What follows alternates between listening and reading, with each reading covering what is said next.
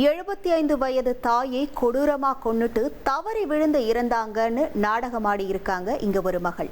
27 வயது இளம் கள்ள காதலனுக்காக தாய்க்கு யமனாக மாறிய மகளின் கதை இது.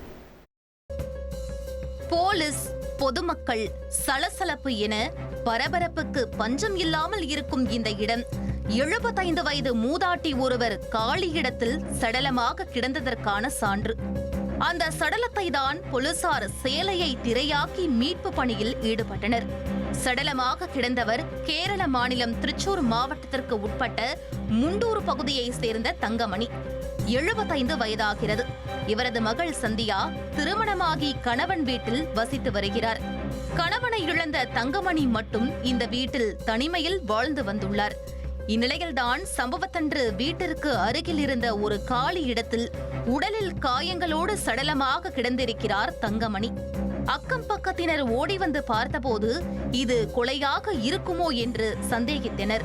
ஆனால் தங்கமணியின் மகள் சந்தியாவோ அம்மா வழுக்கி விழுந்து இறந்திருக்கலாம் என கூறி அனைவரையும் சமாதானப்படுத்தி இருக்கிறார். ஆனால் சந்தியாவின் வார்த்தைகளில் உறவினர்களுக்கும் அக்கம் பக்கத்தினருக்கும் நம்பிக்கை இல்லை. காரணம், தங்கமணியின் கழுத்திலும் காதிலும் அணிந்திருந்த தங்க நகைகள் மாயமாகி இருந்தது.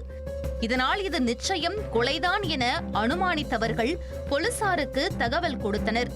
சம்பவ இடத்திற்கு விரைந்த போலீசார் தங்கமணியின் சடலத்தை மீட்டு உடற்கூறாய்வுக்காக மருத்துவமனைக்கு அனுப்பி வைத்தனர்.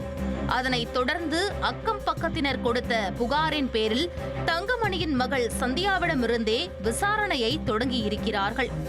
ஆனால் அவர் அம்மா தவறி விழுந்துதான் இறந்தார் என அடித்து கூறி வந்துள்ளார். இதனையடுத்து போலீசார் சந்தியாவின் செல்போனை ஆய்வு செய்ததில் பல திடுக்கிடும் ஆதாரங்கள் அதில் இருந்தன. தங்கமணி அணிந்திருந்த நகைகளை அடமானம் வைத்ததற்கான ரசீதுகள் சந்தியாவின் வாட்ஸ்அப்பில் இருந்தது. அது நிதின் என்ற பெயரில் இருந்து அனுப்பப்பட்டிருந்தது. உடனே அந்த ரசீதை வைத்து நடத்திய கிடுக்குப்பிடி விசாரணையில்தான் கள்ள காதலனுடன் சேர்ந்து பெற்ற மகளே தாயை கொன்று நாடகமாடிய உண்மை வெட்ட வெளிச்சமானது. ரசீதை அனுப்பிய நிதின் வேறு யாரும் அல்ல, அவர்தான் சந்தியாவின் கள்ளக்காதலன்.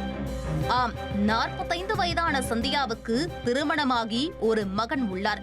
ஆனால் கடந்த சில ஆண்டுகளாக சந்தியா 27 வயதான திருமணமாகாத நிதின் என்ற வாலிபரோடு கள்ளக்காதல் வளர்த்திருக்கிறார்.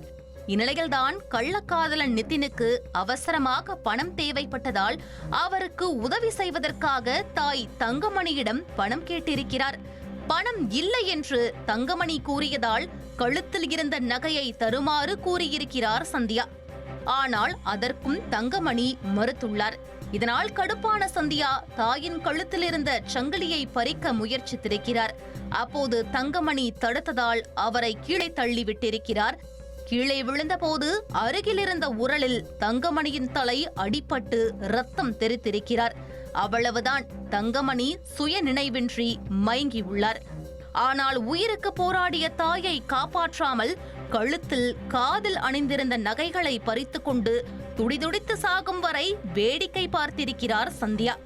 பின் தாயின் உயிர் பிரிந்ததும் கள்ளக்காதலனை அழைத்து சடலத்தை தூக்கி சென்று அருகிலிருந்த காலி இடத்தில் வீசி வழுக்கி விழுந்து இறந்ததைப் போல சித்தரித்துள்ளனர். அதற்கு பிறகு தங்கமணியிடமிருந்து பறித்த நகைகளை அடமானம் வைத்து பணம் வாங்கிக் கொண்டு சபரிமலைக்கு சுவாமி தரிசனம் செய்ய சென்றிருக்கிறார் நிதின்.